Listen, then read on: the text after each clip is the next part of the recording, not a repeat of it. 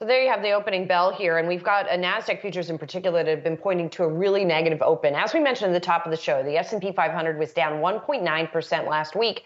The NASDAQ fell sharply as well and had its worst week going back to February.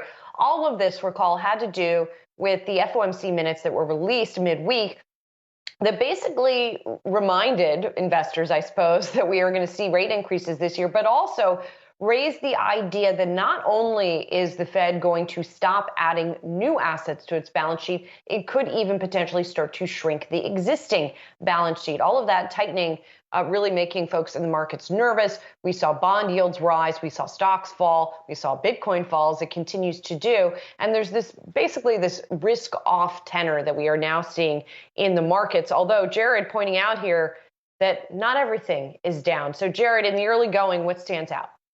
That's right. XLF, the financial sector of the S&P 500, just hit a record high. And I have a number of financials. I put this board together yesterday to show a bunch of financial stocks at record highs, including Berkshire Hathaway. And I still have it up. Not all of these have hit record highs this morning, but Berkshire Hathaway has.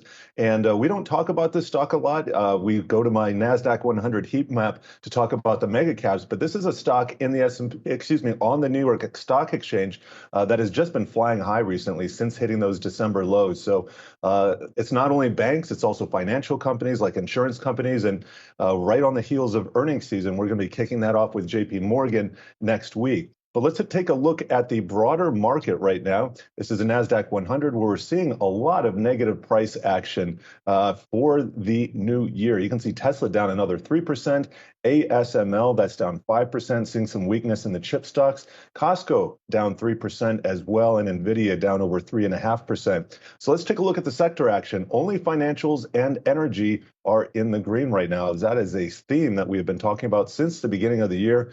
What is accelerating to the downside here? We have consumer discretionary, tech, and communication services. All three of those off more than 1%.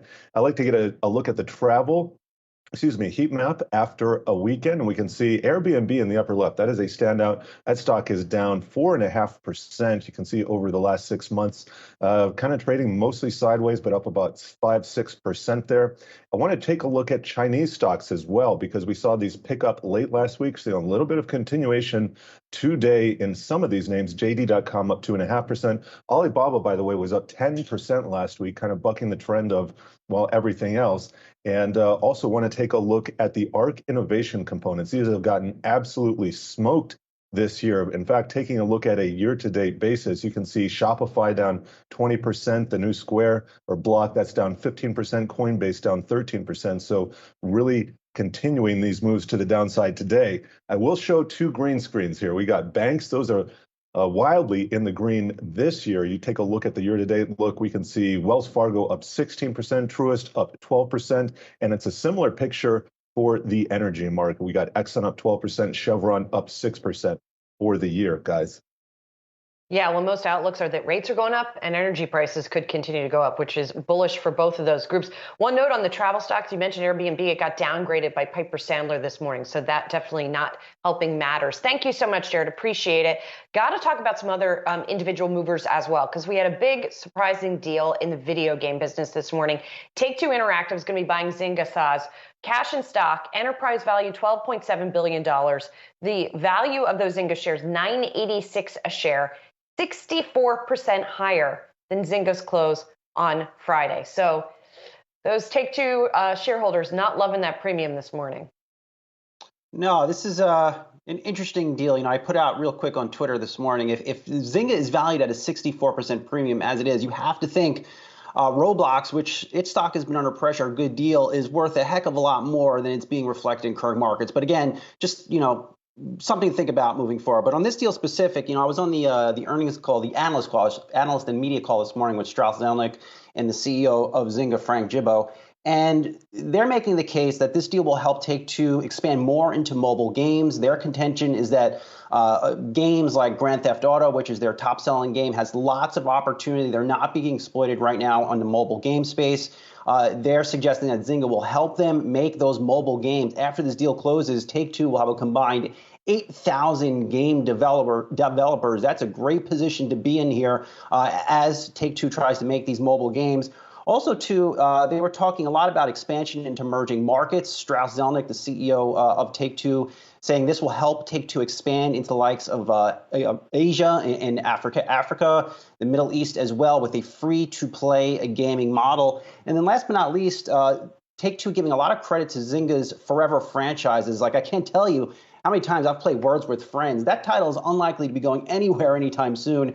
Theoretically, it could be a game on the internet for decades to come. So Take-Two trying to get in on that too as well. And then lastly, Julie, Mark Pincus, the founder of Zynga, is still on the board at the company, and we have seen from him over the past year. He's been investing alongside LinkedIn founder Reid Hoffman. He owns 5% of Zynga, and he's currently chairman. I think for him, this might be a sign of him just wanting to explore other interests in his life, get off that Zynga board, start to invest in other companies like we've seen him start to do last year. Yeah, interesting stuff. And we were just showing the board of how some of the other video game makers are trading. Interestingly, Roblox is trading down fairly sharply, not necessarily what you would expect in the wake of this deal. And we're also showing up there Electronic Arts, which is down a bit, in Activision. And I know you were telling me about on the call that Zelnick was touting the culture of Take-Two Interactive, perhaps trying to draw a contrast with Activision, which has, to say the least, come under a lot of fire for its culture there. And then the CEO, Bobby Kotick, had come under a lot of criticism as well. No, that was not lost on me, Julie. Strauss Zelnick is a very detail-oriented executive.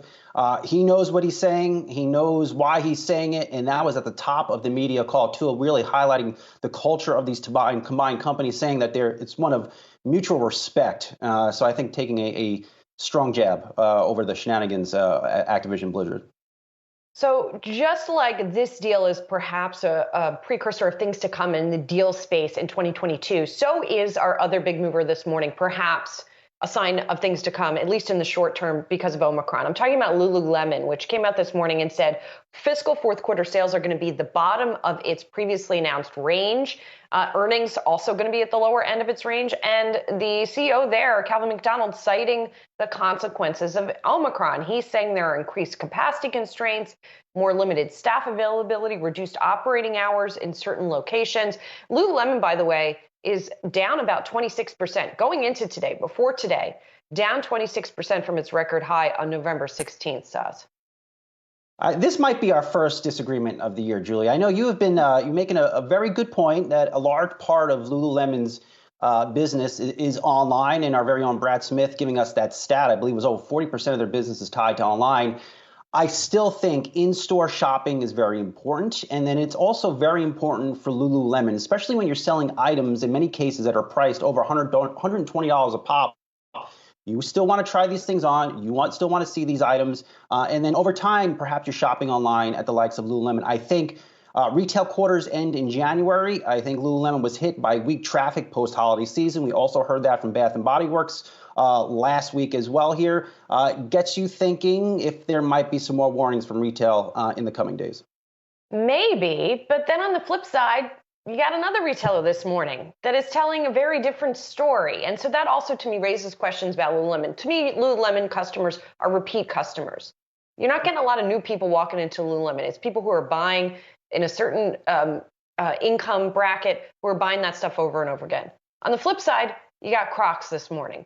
And that company is coming out and saying 2021 revenues rose by 67% year over year. That's better than estimated. The stock's trading down, though, which is kind of interesting here. The company is talking about for this year, revenue is going to be up 20%, excluding Hey Dude, which is a brand it announced was buying late in the year. Gross margin also going to be hit by air freight. Maybe that's part of it. I don't know what's going on with the stock here this morning, Soz. I think here's why Crocs shares are down. Right, the headline for you guys. Looking for this year, Crocs looking for 20% sales growth. Last year, sales, I believe, were up 67%. So seeing a slowdown in sales growth for a company really is valued price perfection in a world that is definitely not perfect. Yeah, definitely not.